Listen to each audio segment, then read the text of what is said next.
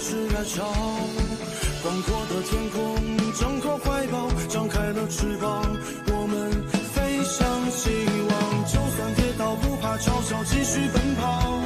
就算烦恼不会逃跑，坚持到老。失去了全部，还有骄傲，我的人生我要自己去找。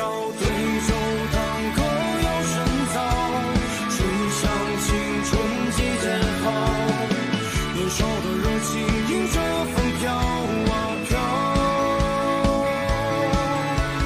我们前程知多少？吹响青春季节号，年少的热情迎着风飘啊飘。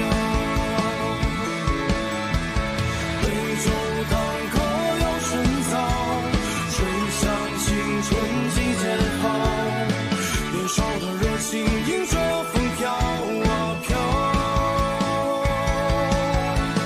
我问前程知多少？吹响青春季节号，年少的热情迎着风飘啊飘。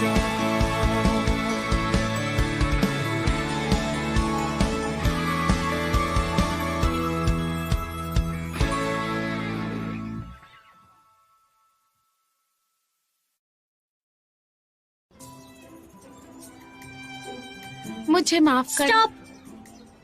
ताओ हाओ, तुम माफी क्यों मांग रही हो? तुम्हें पता है तुम वहाँ पर कितनी कूल लग रही थी और तुम्हें देखकर हमें जोश भर गया था। मुझे तो लगा मेरा दिल ही बाहर निकल जाएगा। मैं सच कहूँ ना, डायरेक्टर ली का चेहरा तो देखने लायक था, कभी लाल कभी पीला। ये सब एक्चुअली मेरी ट्रेनिंग का असर है। लेकिन उन्हें ये कैसे पता चला कि हम उस कंपटीशन में पार्ट ले रहे हैं? उन्होंने टूर्नामेंट की डिटेल्स पढ़ ही ली होंगी। मुझे तो यकीन नहीं हो रहा कि यांसी ऐसा कुछ कर सकता है। वो बुरा इंसान तो नहीं है ना? तो उसकी सच्चाई कभी देख नहीं पाई। वो बहुत ही कमीना इंसान है। बहुत हो गया, इसकी बकवास मत सुनो ट्वांसी। पूरी टीम की गलती है, सिर्फ एक इंसान कुछ नहीं कर सकता। उसके अकेले के अड़ने से क्या फर्क पड़ता है ना?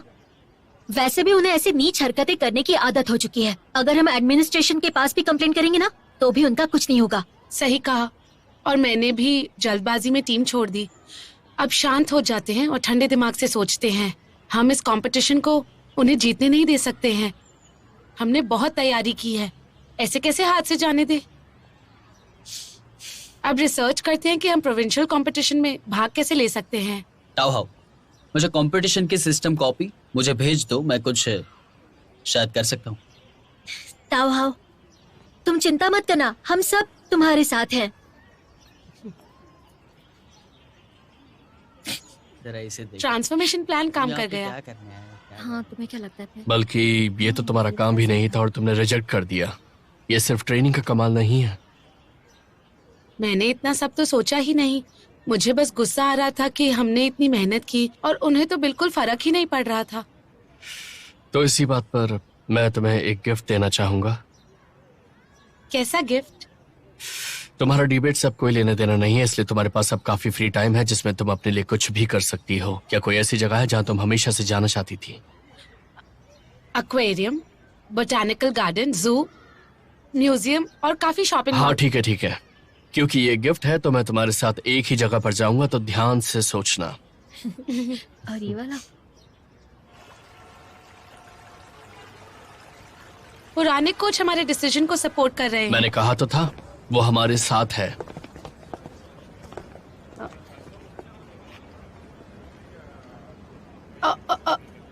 हे, देखो डिस्काउंट। मैं जरा देख कर आता हूँ। हमें बात करनी चाहिए। मेरा कल एक कंपटीशन है। मुझे ज्यादा वक्त नहीं लगेगा। ठीक है, बोलो। मैं कुछ दिनों से काफी सोच रहा था। मुझे लगता है हमें एक ब्रेक लेना चाहिए। मेरी बात सुनो, मैं ब्रेकअप नहीं करना चाहता। मुझे लगता है हम दोनों के बीच बहुत सारी चीजें चल रही हैं। तुम्हें और मुझे, हम दोनों को थोड़ा वक्त चाहिए, थोड़ा और सोचने के लिए, है ना? मुझे भी यही लगता है। तो फिर मैं चलती हूँ।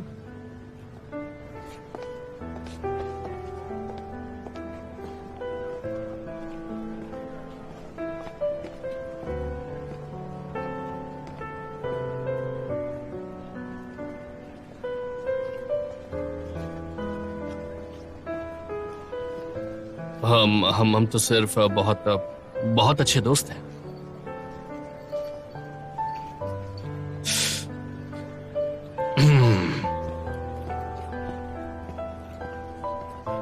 वो यहाँ तुम्हारा स्टेटस पूछने के लिए आया था ना? हाँ, तुमने क्या डिसाइड किया? शुरुआत में हम एक साथ थे क्योंकि हम एक दूसरे को पसंद करते थे, लेकिन बहुत जल्द हमें समझ आ गया कि हम एक साथ बिल्कुल भी सही नहीं हैं। लेकिन तुम तो जानते हो मैं कैसी हूँ। मैं हमेशा से वही करने की कोशिश करती थी जो वो चाहता था।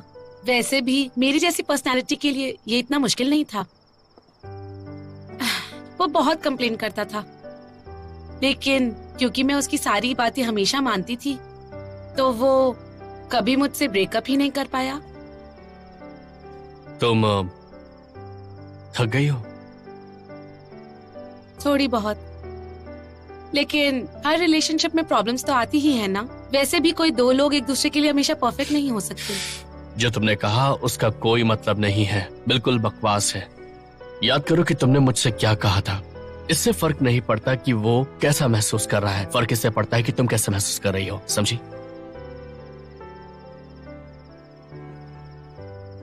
अच्छा, मुझे घर छोड़ने के लिए शुक्रिया, बाय बाय। माना, सुनो,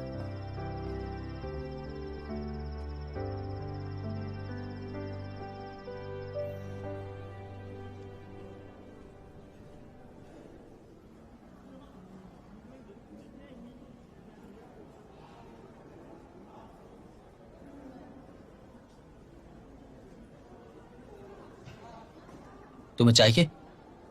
मुझे डिटेक्टिव कॉनन का एक एपिसोड याद आया जिसमें एक टीम को कंपटीशन जीतना होता है, इसलिए वो अपनी ऑपोजिट टीम के एक लड़के को किडनैप करते हैं। तो क्यों ना हम भी। ये नहीं कर सकते, मैं लॉ पढ़ रहा हूँ। हाँ, मैं समझ गई। हम मुझे एक और फिल्म याद आ गई जिसमें वो लोग एक सिंगर को ऐसी दवा पिला देते हैं जिससे वो 2-3 दिन तक गा ही नहीं पाता है। तो क्यों ना हम भी कुछ ऐसा खिला दे जिसकी वजह से वो अपनी जगह से हिल ही ना पाए। क्या तुम बोलने से पहले कुछ सोचती हो?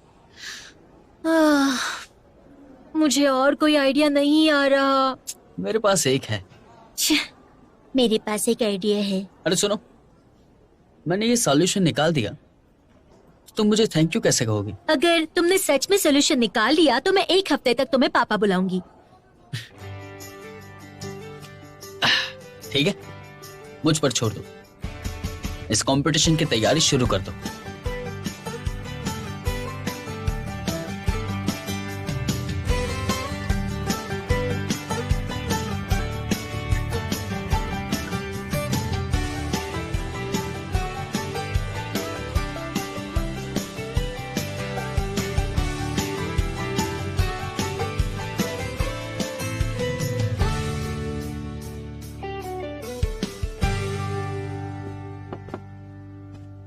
तुम सब तैयार हो?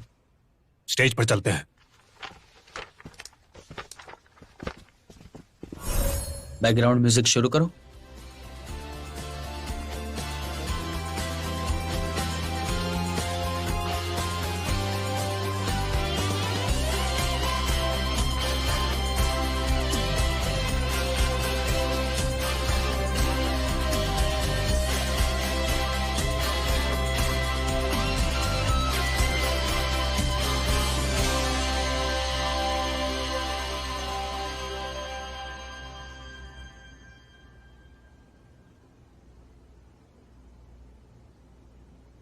ये लोग यहाँ क्या कर रहे हैं? लगता है हमसे जलते हैं। हमारे कैप्टन की परफॉर्मेंस को देखकर ये सब हक्के बक्के रह जाएंगे। चीफ जज, डीयूएफई के डिबेटर्स जिन्होंने रजिस्टर किया था वो अलग थे। रजिस्ट्रेशन लिस्ट में थे टाओ हाओ, मनान, मुशाओयू और नानबे, और वो वाली टीम यहाँ नहीं है। और रूल्स के मुताबिक हम ये कंपटीशन रद्द कर सकते हैं।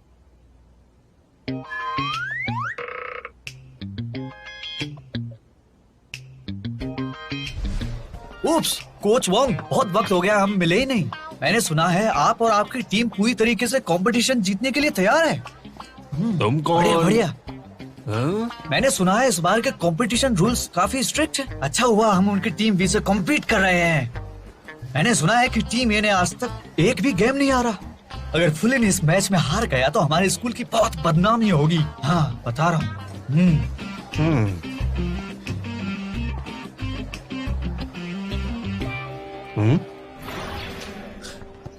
कोच वोंग, अगर रिक्रूटमेंट के समय मेरा पेट खराब नहीं होता तो मैं फ्यूलिन के लिए जीत हासिल करता। हालांकि हमारी टीम काफी स्ट्रांग है, लेकिन वो स्ट्रेंथ इतनी जल्दी दिखाना क्या ये सही रहेगा? क्यों ना हम इस स्ट्रेंथ को बचा कर रखें?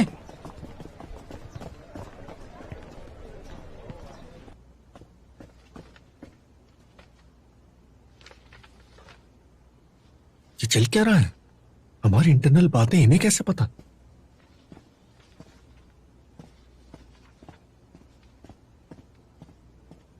जांच के बाद पता चला है कि कौन साइड रजिस्ट्रेशन लिस्ट से मैच नहीं होती। कंपटीशन के रूल्स के हिसाब से दोनों टीम्स को इन रूल्स का पालन करना होगा, लेकिन चूंकि दोनों टीम्स एक ही स्कूल से हैं, तो अगर ओरिजिनल प्लेयर्स के पास कोई खास वजह है तो वो ऑर्गेनाइजर्स को बता सकते हैं। नई टीम उनकी जगह ले सकती है। किसी को कोई एतराज तो नहीं? चीफ जज, हमारी टीम के पास कोई खास वजह नहीं है। What a coincidence. हम अपने कपड़े भी लाए।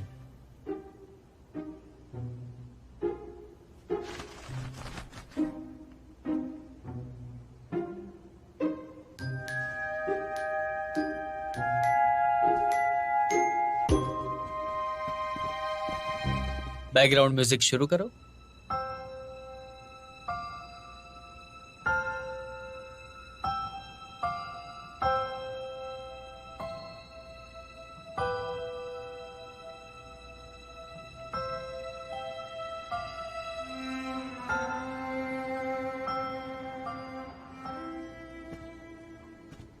तुम भी नहीं गए? सोचा कि यहाँ आए हैं तो रुक कर देख ही लूं।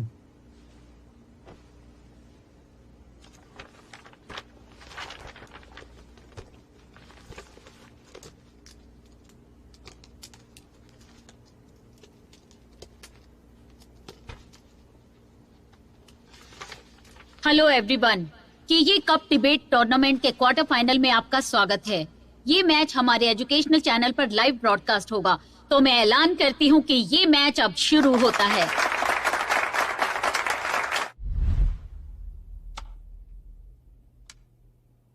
गेंजी, तुम इस रिप्ले को एनालाइज करोगे, ठीक है?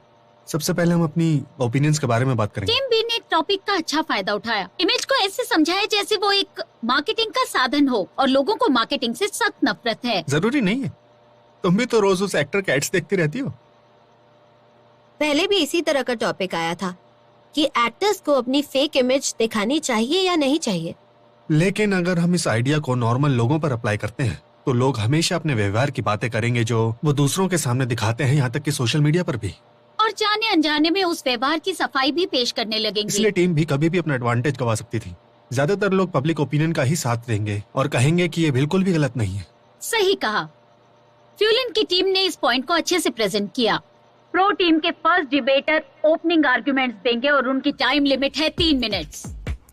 थैंक यू चीफ जज। हेलो एवरीवन, हमारा व्यू ये है कि इमेज बनाने के फायदे उसके नुकसान से कई बढ़कर है। हम हमेशा न्यूज पर देखते हैं कि कैसे एक सुपरस्टार ने अपनी हरकतों से अपनी पब्लिक इमेज खराब कर दी। हम अपनी निजी जिंदगी में कभी कभार एक पब्लिक इमेज बनाते हैं जो सबके लिए है, लेकिन पब्लिक इमेज का मतलब क्या है? हमें लगता है पब्लिक इमेज एक ऐसा इमेज मैनेजमेंट है जो भी सोशल मीडिया की वजह से ही आया है, लेकिन ये बिल्कुल उसी तरह का है जैसे हमने पहनने, ओढ़ने, बोलने, चलने या रेज्यूमे बनाने में एक अलग छवि बनाते हैं। बस ये सब दूसरों के सामने अपनी बेहतर इमेज बनाने के तरीके हैं। ये हमारी पब्लिक इमेज के लिए होता है। ये पॉइंट काफी अच्छा था। खुद के कपड़ों पर या अपने रिज्यूमे पर ध्यान देना काफी नॉर्मल है। इस पॉइंट से ऑडियंस भी रिलेट कर पाएगी जब वो अपनी एक इमेज बनाएंगे। आजकल की दुनिया में एक शहर में रहने वाले इंसान के पास सिर्फ एक फोन के जरिए इतनी जानकारी है जो एक किसान को शायद अपनी पूरी जिंदगी में ना मिल पाए। और पब्लिक इमेज का ये कॉन्सेप्ट सोशल मीडिया के जरिए काफी प्रॉब्लम्स का सॉल्व करता है। कुछ आसान सी सेटिंग से ये मुमकिन हो पाता है ताकि दो लोग एक दूसरे को बहुत ही आसानी और गहराई से जान पाए। अगर आज आपका इंस्टाग्राम या फेसबुक देखूं तो मुझे आपके बारे में काफी कुछ पता चल सकता है। एक पब्लिक इमेज बनाने से आप एक सोसाइटी में आराम से जी सकते हैं, सोसाइटी के लिए फायदेमंद भी साबित होंगे। ये एक एडवांटेज है। हमारा व्यू है कि इमेज बनाने के फायदे उसके नुकसान से कई बढ़कर हैं। इन्होंने इमेज मैनेजमेंट की डेफिनेशन बता दी। ऊपर से पब्लिक इमेज को भी डिफाइन कर दिया। इससे हमारी आर्गुमेंट काफी वीक दिखाई देगी।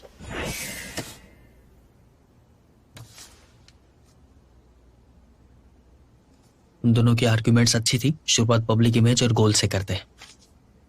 इतने अच्छे आर्गुमेंट के लिए शुक्रिया फर्स्ट डिबेटर। अब स्वागत करते हैं ड्यूफ के फर्स्ट डिबेटर का, जो अपना ओपनिंग आर्गुमेंट देंगे। थैंक यू चीफ जज। Hello everyone. अभी हमारी फेलो डिबेटर ने कहा कि पब्लिक इमेज बनाने से हम सोसाइटी का फायदा कर सकते हैं और हमें ज्यादा कम्युनिकेट करने की भी जरूरत नहीं। तो अगर आप मेरा इंस्टाग्राम अकाउंट खोलेंगे तो आपको पता चलेगा कि मैं एक टॉरस हूँ, मेरा ब्लड ग्रुप ए पॉजिटिव है, मुझे इटालियन खाना पसंद है, लिटरेचर और पेंटिंग पसंद है। तो आपको पता चल गया कि मुझे खुश करने के लिए आप मुझे एक एग्जीबिशन और इटालियन खाना खिला सकते हैं। आप हमारी इस मीटिंग में सारी बारीकियों का ख्याल रखेंगे क्योंकि मैं एक टॉरस हूँ जो अपने लिए डिसीजन नहीं ले सकती है। लेकिन अगर मैं ये सच बताऊँ तो ये सब मेरी सच्चाई नहीं है। ये तो बस एक परछाई है, एक इमेज जो मैं बनाना चाहती हूँ लोगों के सामने। लेकिन इन सब के नीचे मैं खुश नहीं हूँ। बात तो ये है कि मैं अपनी सच्चाई आपको नहीं दिखाना चाहती क्योंकि मुझे अपनी इमेज बनाकर रखनी है। मैं आपको निराश नहीं कर सकती और खुद को भी नहीं कर सकती। लेकिन अब हम सब इस झूठे सोशल मीडिया लाइफ से थक चुके हैं। अब आपको समझ आ गया है कि ये सब बस एक ढोंग है और इसका काम है कि दूसरों के सामने एक झूठी छवि को सामने लाना और सच को दूर रखना। पर क्या आप सचमुच इस तरह के इंसान हैं? हम में से हर एक इंसान इसके बीच का अंतर जानता है। इसलिए एक पब्लिक इमेज से मैं आपको नहीं जान सकती हूँ और उसके जरिए मैं सिर्फ एक झूठ को ही समझ सकती हूँ।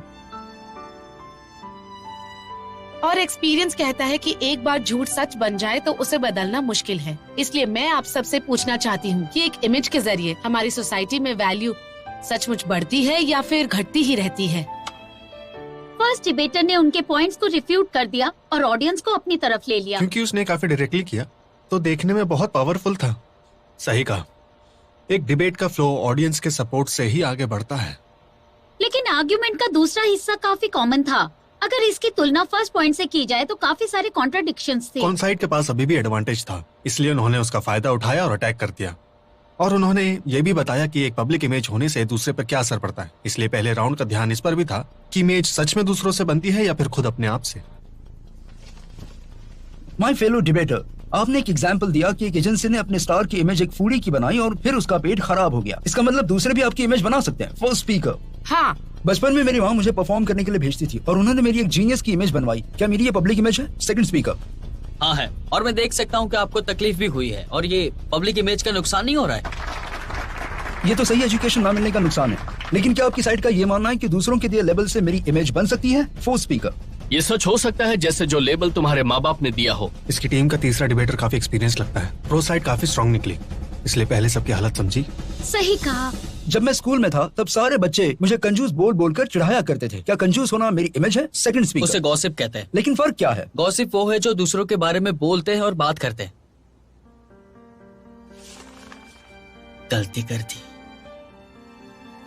कुछ देर बाद नैनबी ने टाओहाउ के आर्गुमेंट को गलत साबित कर दिया। लेकिन फिल्म स्टार्स की भी इमेज दूसरे ही बनाते हैं। फर्स्ट डिबेटर, प्लीज बताइए कि एक एजेंसी एक फिल्म स्टार की इमेज कैसे बना सकती है? क्योंकि एक एजेंसी का काम ही है उस स्टार की इमेज बनाना। तो स्टार ने एजेंसी को परमिशन दी है ये करने की, इसलिए उनकी पब्लिक इमेज जैसी भी हो उन्हें एक्सेप्ट करनी पड़ेगी, चाहे वो अच्छी हो या गंदी। लेकिन इसमें प्रॉब्लम क्या है? सेकंड स्पीकर, बताइए इसका नुकसान क्या है? क्या खुद के लिए हुए फैसले हमेशा सही होते हैं? बचपन में मुझे बाल काटने थे, लेकिन बड़े होकर पता चला कि यूरोप और एशिया दोनों अलग है। ये काफी अच्छा सेव था। चलिए, हम एक बात पर तो सहमत है कि इंसान को अपनी इमेज खुद ही बनानी पड़ती है, जो बन सकती है मोटिवेशन और व्यवहार से। क्या मैं सही कह रहा हूँ? मोटिवेशन और व्यवहार ही काफी नहीं है। मेरा मतलब कोई और आपको फोर्स नहीं कर सकता। इसलिए आपका जो सेकंड पॉइंट था कि इनवॉलंटरी इमेज के बहुत नुकसान है, उसे एस्टैब्लिश नहीं किया जा सकता।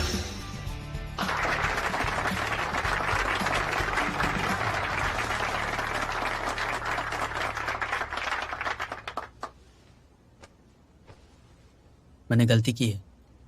कोई बात नहीं, हमें ये पॉइंट छोड़ना ही होगा। हम मैनेजमेंट के बारे में बात करेंगे, वही आसान होगा। नहीं, डेफिनेशन चाहिए ना उन्हें, मैं देती हूँ। थैंक यू चीफ जज।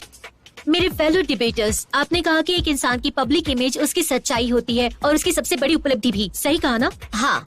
इसका मतलब पब्लिक इमेज का होना भी एक मकसद है। हाँ। इस तरह के सवालों में हाँ या ना बोलना ही पड़ता है। लेकिन उसने फोर्थ डिबेटर से पूछा, उन्हें आर्गुमेंट की थ्योरी अच्छी से पता होती है।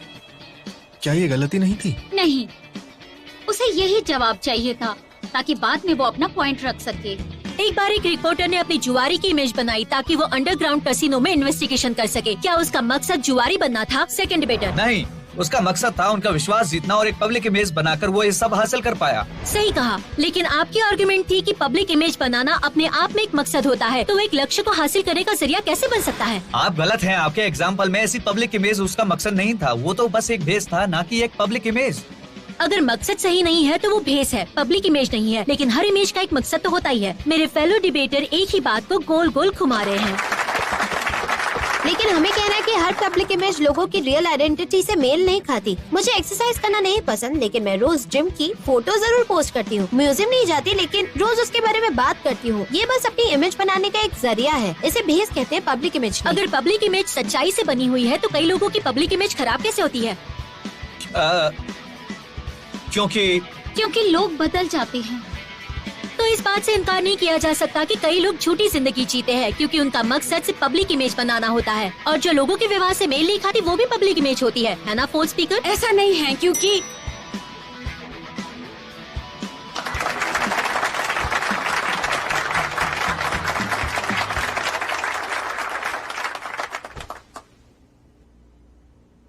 बहुत अच्छे। अब इस मुकाम पर कौन साइड फिर से गेम में वापस आ गई थी और रिबटल्स के वक्त डिबेट और गहरी होने लगी थी। इमेज खराब होना मतलब वो एक सच्चाई नहीं थी। ऐसा भी हो सकता है कि मैं बदल गया हूँ। लेकिन किसी की इमेज खराब होने से बहुत ही नुकसान होता है। क्या कहेंगे इसके बारे में? मैं नहीं कह रहा, लेकिन क्या ये इमेज होने का एक नुकसान है? ये तो इमेज खो देने का नुकसान है। आपको क्या लगता है, इन दोनों का मतलब एक ही है? बिल्कुल नहीं। क्या जिंदगी को खो देने का नुकसान और नुकसान के समान है? ड्रग खो जाने से दर्द होता है, लेकिन ड्रग से नुकसान होता है वो नहीं पता। मेरे फेलो डिबेटर, ये एक गलत एग्जाम्पल है। एक पब्लिक इमेज बनाना कोई गलत काम नहीं है, ये पब्लिक के लिए किया जाता है। इमेज को बरकरार रखने से इंसान बहुत ज्यादा थक जाता है। सही कहा। अपने सोशल मीडिया पर मैं ये दिखाता हूँ कि मैं एक ट्रैवलर हूँ। मैं अपनी रोजमर्रा की जिंदगी में फोटो खींचता हूँ, ट्रैवल करता हूँ, बहुत खुश हूँ। इसे करने में कहाँ थकूंगा? क्या इसी इमेज को बरकरार रखने के लिए आपको एक्स्ट्रा एनर्जी की जरूरत नहीं? बिल्कुल नहीं। इमेज के लिए मैनेजमेंट की जरूरत होती है। आपने कहा इमेज के लिए मैनेजमेंट की जरूरत होती है, तो आप इसे कैसे हैंडल करते हैं? मेरा मानना है कि इमेज बनाना मैनेजमेंट की तरह होता है। उसी तरह जैसे एक इंटरव्यू के लिए आप अच्छे से तैयारी करते हैं, क्या ये भी एक मैनेजमेंट नहीं है? मैं उस मैनेजमेंट की तो बात ही नहीं कर रहा हूँ। मैं कहना चाहता हूँ कि पब्लिक इमेज और मैनेजमेंट में काफी फर्क हो सकता है। इसका मतलब है अपने से बेहतर खुद को दिखाना और इसका ध्यान खुद ही रखना। मतलब वो नहीं जो सोशल मीडिया पर अच्छा दिखाने की कोशिश करते हैं, लेकिन रियल लाइफ में कभी वो अच्छे होते नहीं। वो लोग चाहते हैं कि सोशल मीडिया पर उनके दोस्त उन पर नजर रखें और अपने आप को और बेहतर बना सकें। गलत। वो लोग सिर्फ अटेंशन चाहते हैं ज्यादा, जैसे कि सोशल मीडिया पर अपनी गर्लफ्रेंड को दिखाना, क्लब के पार्टी के फोटोज खींचना, और ये सारी की सारी जो चीजें हैं वो अटेंशन के लिए ही है। अगर वो लोग अटेंशन के लिए ऐसा कर भी रहे हैं तो उसमें गलत क्या है? प्रो साइड फिर से अपने मतलब के लिए टॉपिक को बदल रही है। मुझे लगता है वो ये राउंड हार जाएंगे। वो ये राउंड हार चुके हैं। अपनी जिंदगी दूसरों को खुश करने के लिए कभी भी नहीं जीनी चाहिए। क्या अटेंशन की भूख को दूसरों के लिए जीना कहेंगे? तुम जानते हो कौन वो लोग हैं? वो सबसे ज्यादा दूसरों के अटेंशन पाना चाहते हैं, लेकिन उन्हें रोज सोशल मीडिया पर पोस्ट करने में बहुत मजा आता है। लेकिन वो लोग तो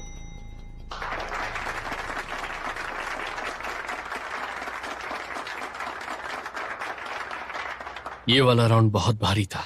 मुझे सांस नहीं आ रही है। समरी कौन देगा? मैं दूंगी।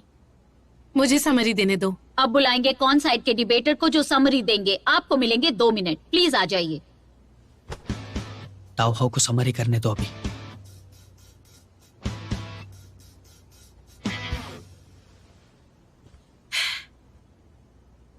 Hello everyone. मेरे फेलो डिबेटर ने कहा कि पब्लिक इमेज बनाने का मकसद होता है अटेंशन पाना, जो अच्छी बात है। सेलिब्रिटीज अपनी इमेज बनाकर पॉपुलर होना चाहते हैं और आम आदमी अपनी इमेज बनाकर अटेंशन पाना चाहते हैं। हमारे ओपोनेंट्स ने पूछा इसमें गलत क्या है।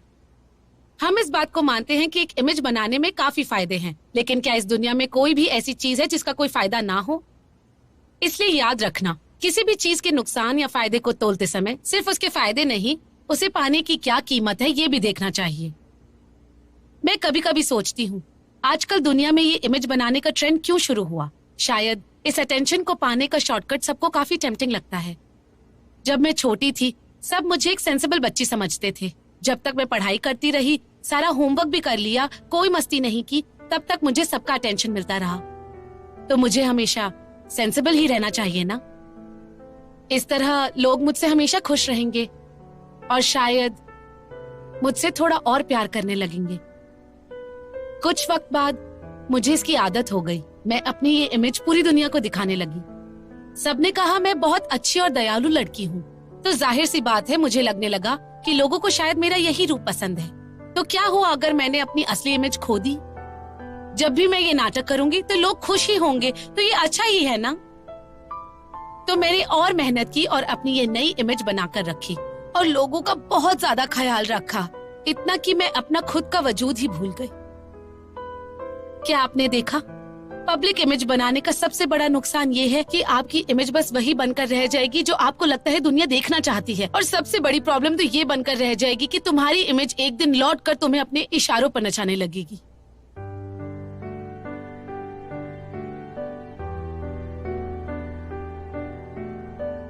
मुझे नहीं लगता ये सही है। Thank you.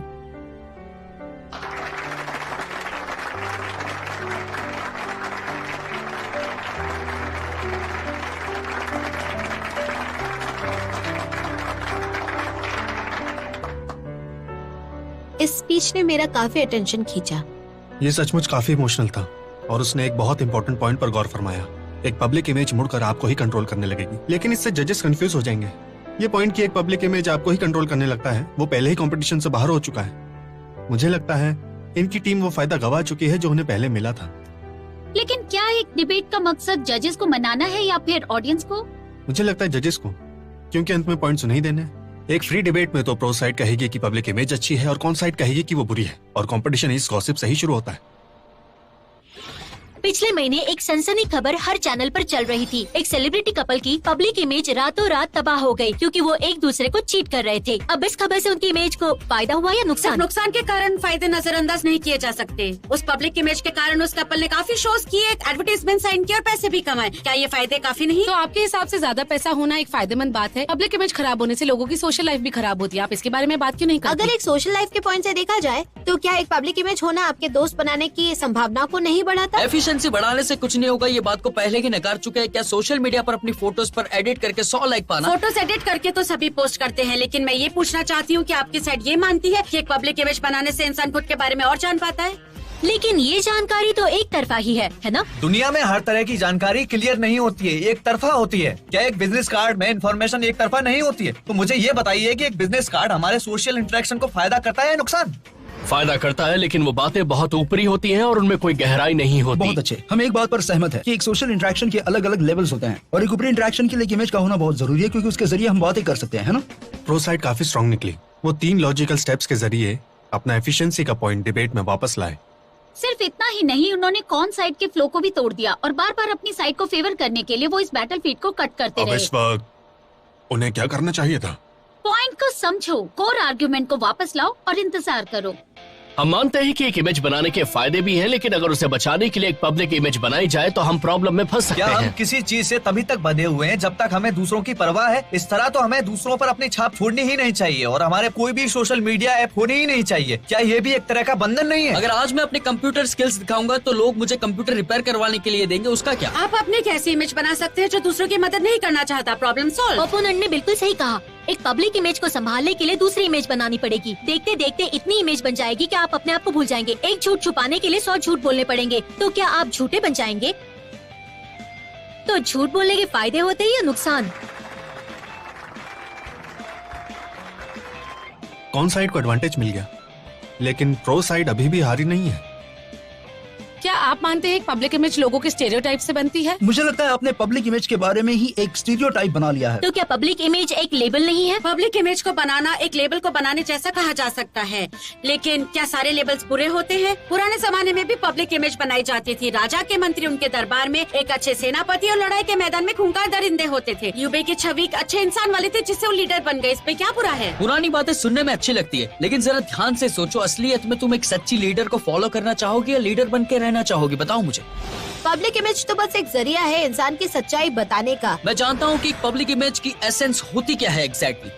हमारी साइड का ये मानना है कि पब्लिक इमेज एक ऑटोनोमस और सिलेक्टिव प्रोसेस है जिसमें आप खुद के बारे में लोगों को बताते हैं, और ये बिल्कुल भी गलत नहीं है, बल्कि इसके जरिए हम एक खुशहाल जिंदगी जी पाएंगे।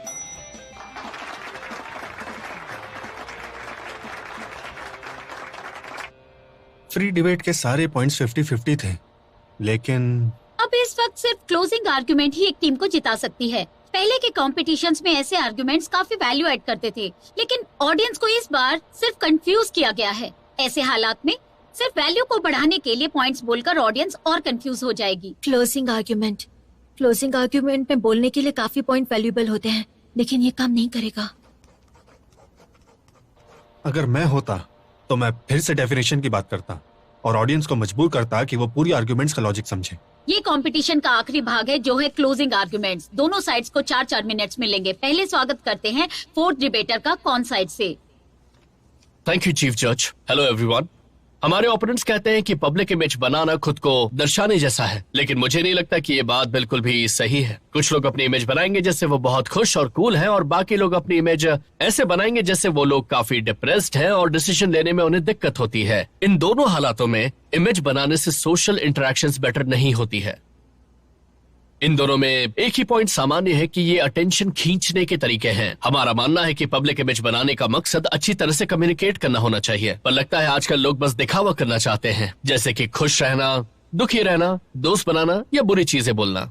ऐसी इमेज बनाने की वजह से हम बार बार अपने ऊपर ही लेबल लगा रहे हैं जो हर रोज एक दूसरे से अलग ही होता है। हम चाहते हैं हम हर जगह आसानी से घुल मिल जाएं और लोग हमारी तारीफ करें, लेकिन ऐसी जानकारी रोज बदलती रहती है और लोग अटेंशन देने के बजाय भटकते जा रहे हैं। और सवाल ये रह जाता है कि मैं और क्या करूं इनका और अटेंशन पाने के लिए। पर कम्युनिकेशन कहता है जितना आसान होगा उतना कुशल भी होगा, और इसीलिए हमारी इमेज और भी सिंपल होती जा रही है। अगर तुम्हें अपनी जिंदगी से प्यार है और खाने की भी बहुत शौकीन हो तो उसे शब्द कहा जा सकता है फूडी। क्या आपको हमारे फर्स्ट डिबेटर की शब्द याद है? तुम्हारी इमेज वापस लौटकर तुम्हें अपने इशारों पर नचाने लगेगी, और इसीलिए धीरे धीरे आपकी जिंदगी के लक्ष्य भी सिंपल लेकिन एक्सट्रीम होने लगेंगे। हम सब शायद भूल गए हैं कि हमने एक इमेज दरअसल बनाई ही क्यों थी। हमें बस इस चीज से मतलब है कि हमें कितनी अटेंशन मिलती है। एक इमेज बनाना तो राइटर्स का काम है, उनका तो काम ही यही है कि कुछ आसान शब्दों का इस्तेमाल करके एक इंसान पूरा चरित्र बयान करे, और फिर हम मूवीज और टीवी शोज में बोरिंग कैरेक्टर्स की निंदा करते हैं और उन लोगों को नकारते हैं जो फिल्म स्टार्स की पब्लिक इमेज को अपनी गॉसिप से खराब करते हैं। तो क्या हम भी पब्लिक इमेज से प्रभावित हैं? मैं आशा करता हूं कि हमारी डिबेट से आप इसके बारे में और ध्यान से सोचेंगे। Thank you.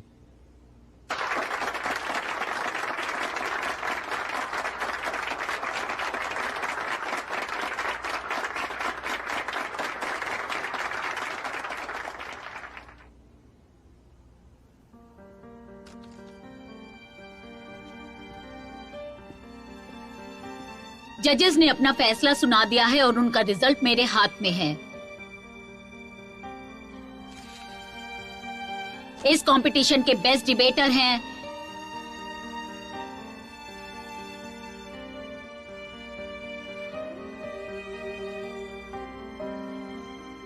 कौन साइड की थर्ड डिबेटर।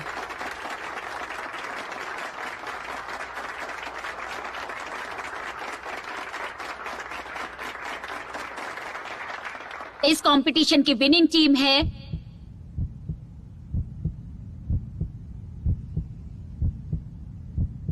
डॉनजाओ यूनिवर्सिटी से कौन साइड टीम। आप सबको कॉन्ग्रेचुलेशन।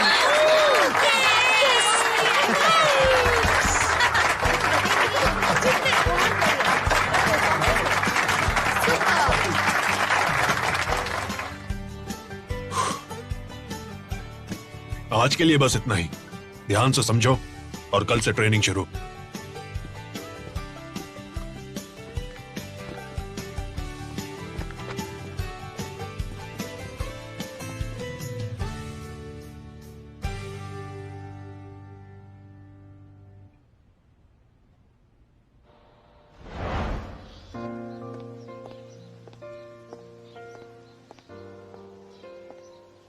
क्या तुम जीती? Congratulations. Thank you. चलो पैचअप हमें कर ब्रेकअप लेते हैं। करना चाहिए। पिछले 2 साल से मेरा ध्यान रखने के लिए शुक्रिया। आई होप तुम खुश रहो।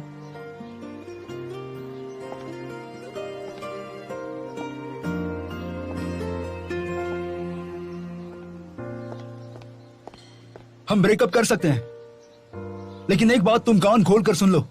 मैंने इस रिश्ते को बचाने के लिए बहुत मेहनत की है। हालांकि मैं ये जानता था कि हमारे बीच की प्रॉब्लम्स बहुत बड़ी हैं, लेकिन मैं फिर भी कोशिश करता रहा। आज हम ब्रेकअप कर रहे हैं तो तुम्हें नहीं लगता कि इसकी सबसे बड़ी वजह तुम्हारी पर्सनालिटी है?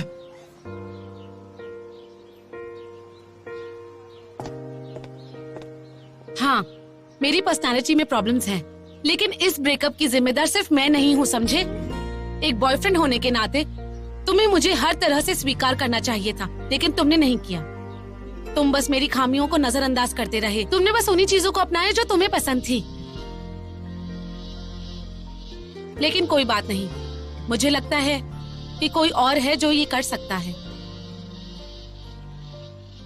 जब एक रिश्ते में प्रॉब्लम्स आती हैं, तो हमेशा हमें दूसरों को दोष नहीं देना चाहिए।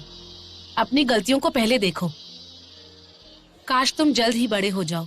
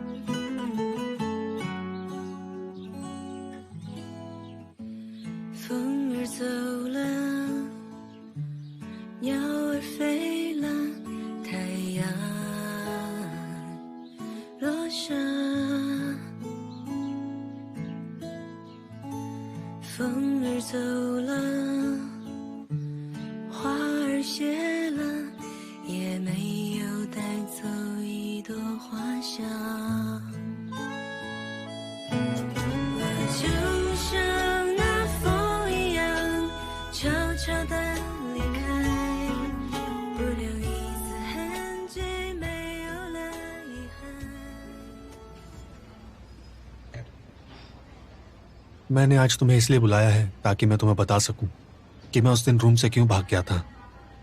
मुझे लगता है वो सही नहीं था, इसलिए मैं तुम्हें अपनी कहानी बताना चाहता हूं। एक्चुअली बचपन में मैंने बहुत मीठा खा लिया था और मैं मोटा हो गया था। सब लोग मेरा बहुत मजाक उड़ाते थे। देखो गोल मोटोल, मुझे माफ करना, मैं तुम्हें डेट नहीं कर सकती। तब उन्होंने मुझे एक नाम दे दिया था, गोल मटोल। वो मेरी जिंदगी का सबसे बुरा दिन था। आज इतने सालों के बाद भी मुझे मीठा खाने में हिचकिचाहट होती है।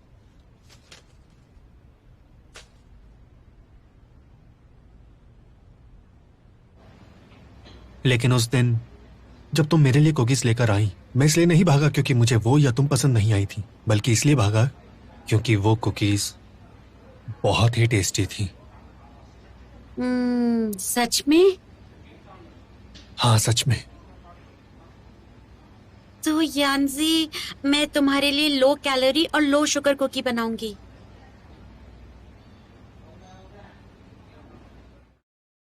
इस साल की प्रोविंशियल लीग में फ्री पॉइंट सिस्टम होगा।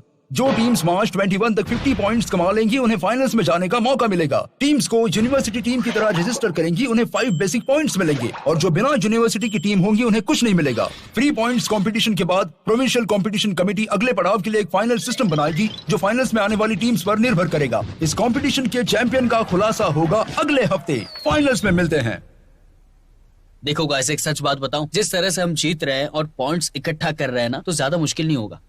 ताओहाओ, हमारे पास कितने पॉइंट्स हैं?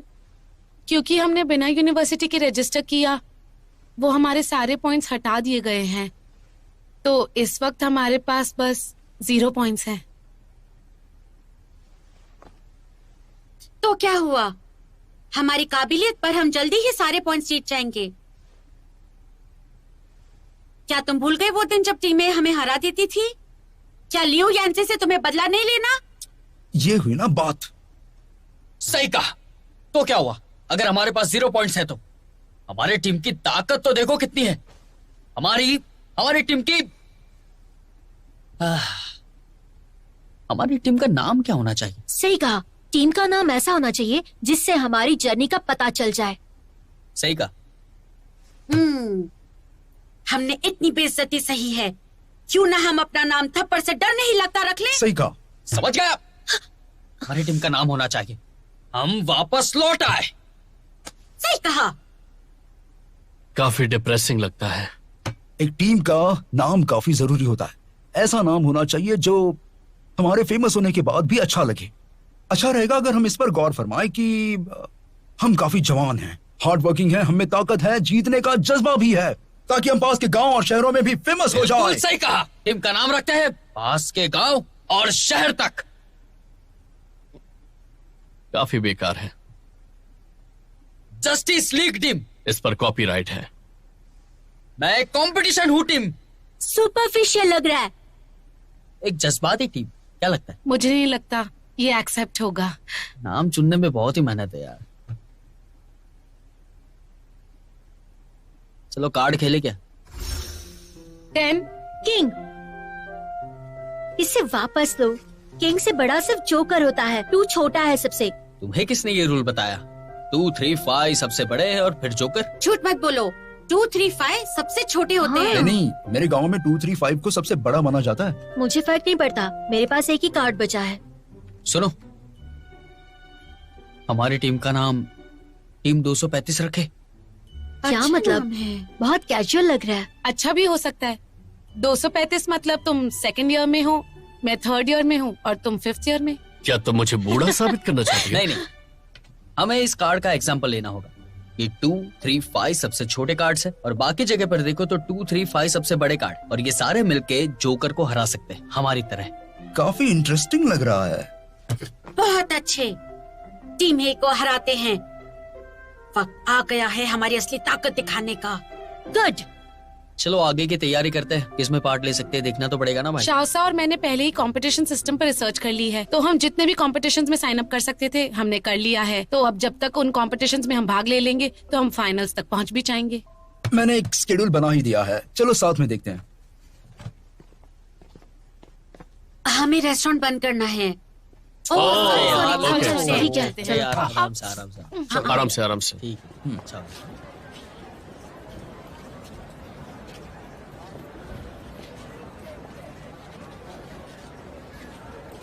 ट्वांजी, बताना जरा, उन दोनों के बीच कुछ चल रहा है क्या? मुझे पता है उनका रिश्ता तुम्हारे और मानांसी भी सिंपल है, लेकिन तुम सही कह रही हो, ये दोनों भी काफी करीब आ गए हैं। पता नहीं किसका इंतजार है। हे, तुम्हें लगता है कि वो आगे बढ़ नहीं पाए हैं या वो आगे बढ़ना नहीं चाहते? नानबे ने कहा कि उसकी माँ बचपन से ही काफी स्ट्रिक्ट थी। वो और उसके पापा दोनों उसकी मॉम से बहुत डरते थे, इसलिए नानबे को एक बहुत ही शांत लड़की चाहिए। तुम्हें लगता है शायू वो लड़की है? जरूरी नहीं, और वैसे भी क्या नानबे हमेशा अपनी बात से मुकर नहीं जाता? सही कहा, शायद उसे उसकी आदत ही हो गई है और उसे लगता है कि किसी और के साथ रहने से बेहतर शायू के साथ ही रहना है। अरे रुको, किसी और के बारे में भी सोचो। मैं 30 साल का हो गया हूँ और तुम में से किसी को भी मेरी फिक्र नहीं है। चलो अब घर जाओ और सो जाओ, हम कल मिलेंगे और नई लड़ाई लड़ेंगे। ठीक है। ओके। डिबेट टीम बी ने ऑफिशियली हमारी स्कूल की टीम को छोड़ दिया है। उन्होंने प्रोविंशियल लीग के प्रीलिमिनरी स्टेज पर एक यूनिवर्सिटी के बिना दाखिला ले लिया है। अगले 3 दिनों में वो अलग स्कूल्स के साथ कम्पीट करेंगे, जो है डेवलपमेंट जोन के tigers, Huarong vocational college, Xinjing hotel management college और Linhai university of chemical technology, जिन्हें इस शहर का गुंडा कहा जाता है। आज उनका कंपटीशन है रुईहोंग वोकेशनल एंड टेक्निकल कॉलेज के साथ, जिनके पास शानजाई जेनजोंग स्ट्रीट पर माँ वुई होने का टाइटल है। दर्द एक तरह की चेतना है। अगर आप सो नहीं सकते तो आप जाग रहे हैं, तो आप सचेत है। सोते हो आप उठ नहीं सकते तो आप सचेत नहीं है। तो ये ना सोने के दर्द से बढ़कर कैसे है? तो तुम्हारा मतलब है तुम जाग नहीं रहे हो, मतलब बेहोश हो, और जाग के ही तुम होश में आ सकते हो। अगर तुलना की जाए तो नींद से जागना ज्यादा दर्दनाक है।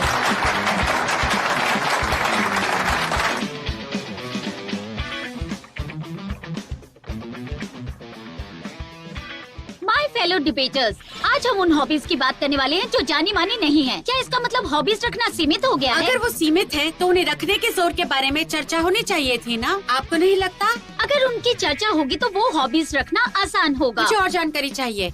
अगर एक हॉबी की बहुत चर्चा होगी तो उसे और लोग सराहना देंगे और स्पॉन्सर्स भी मिलेंगे, तो उसे और प्रमोट करने के पैसे भी मिलेंगे। क्यों, है ना? ऐसा जरूरी नहीं है। तुम्हारी कौन सी हॉबी है जिसके साथ ऐसा नहीं मेरी होता? हॉबी ही है कम चर्चित चीजें करना। अगर लोग उसके बारे में जान जाते हैं तो मैं उसे बदल देती हूँ। मेरे जैसे लोगों के लिए भीड़ से अलग होकर कुछ करना मजेदार होता है।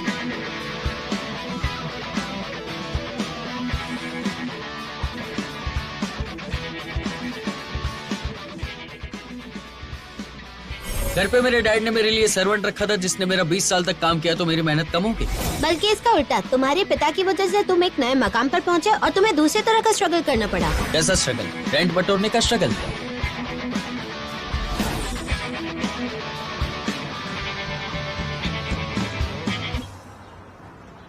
अच्छा, अगर हम सिर्फ ऊपरी सुंदरता की बात करें तो टोफू ब्यूटी क्या है? क्या वो अलग है?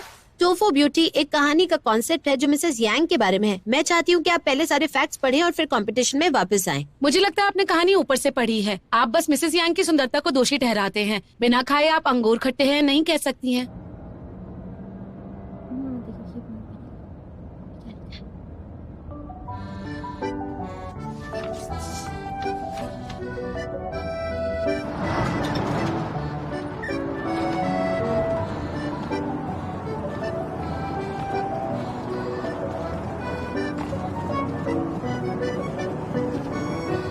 और इस कंपटीशन के विनर हैं टीम 235।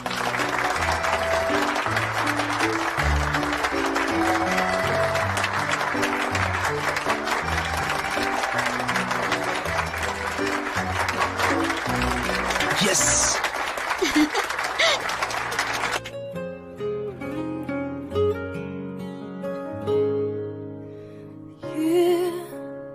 सुनो भाई, तुम्हारे लीड सिंगर का नाम क्या है? शाओयांग।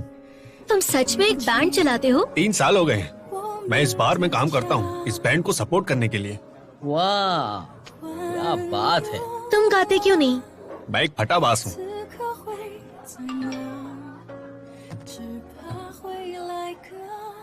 मेरा कल का होमवर्क बाकी है, मैं लेट हो जाऊंगी। तुम लोग प्रैक्टिस करो। मेरा स्टूडेंट यूनियन का काम भी बाकी है। क्या पढ़ रही हो?